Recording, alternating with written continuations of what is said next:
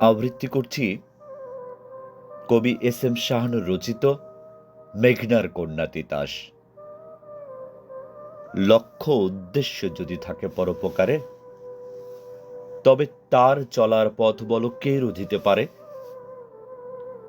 মুখে দিয়েছে ছাই, বুকে ফেলেছে কাঁটা, পথে বেঁধেছে বাদ বধিতে জোয়ার ভাটা।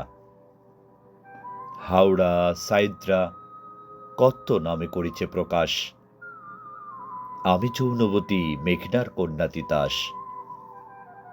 আমার ঘোলা জলে দুধারে সোনা ফলে, বাঁশ শিকারে বালু পাড়ার সংসার চলে।